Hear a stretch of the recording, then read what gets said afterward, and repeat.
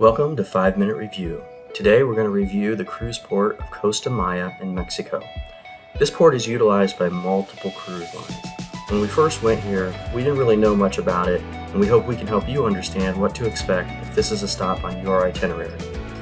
We were definitely pleasantly surprised with the amount of things to do in the port itself. Since you can easily make a day of it, we're going to go ahead and focus on the port area itself.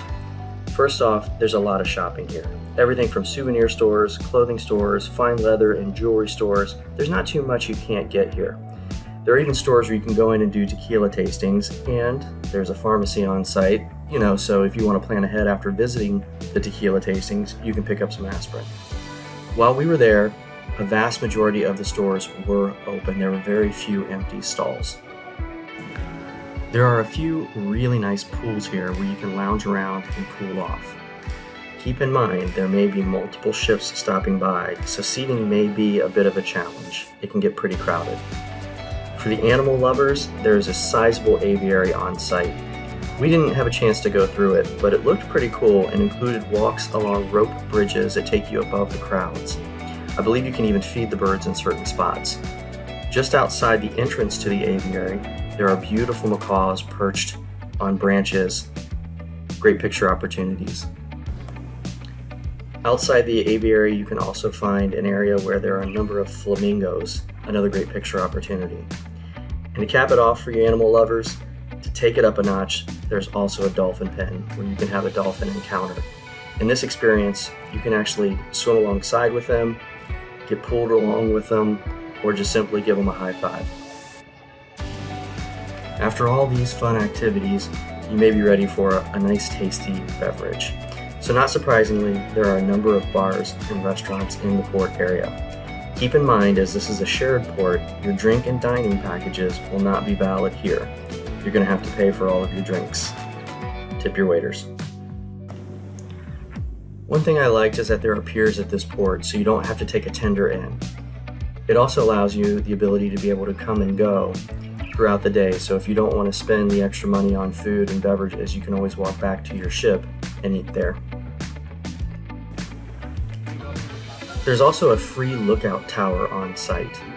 In our last visit there, you could only walk up to the first level, but it still gives you a good look at the port and the surrounding jungle. Unfortunately though, it was closed off and we couldn't go all the way to the top. On previous visits, I climbed to the top before, and the view from up on top is amazing. Very cool, highly recommend it. This next item is more of something that is not there. Unfortunately, there is not a swimmable beach in the port area. The closest beach is Mahahul, a small town that is an easy taxi ride away. This kind of leads us to our last point. Be very careful picking excursions here. A lot of the excursions include an hour-plus bus ride to get to wherever you're going, so make sure to read the fine print before you sign up for one. We took an excursion that was sold to us as a beach excursion, only to ride a bus for an hour and a half to a river. While the pictures came out beautiful, the drinks that were included were very limited, and there was really not a lot to do on the property, and the beach was not really a beach. Be sure to talk to your travel advisor and make sure you pick out a really good excursion here and you're getting what you're paying for. Overall, this is a nice stop because there's plenty to do at the port itself to keep you entertained if you don't want to pay for an excursion. The variety of activities offered is nice with the aviary, pools, the shopping, the dolphin encounter. If you would like additional information, check out our 360-degree walkthrough on our YouTube channel. You can also read our blog posts on FraserFieldReport.com. Links for all of these are in the description below, as well as our contact information if you would like to talk directly to one of our team members. Thanks for checking out this episode of 5 Minute Review.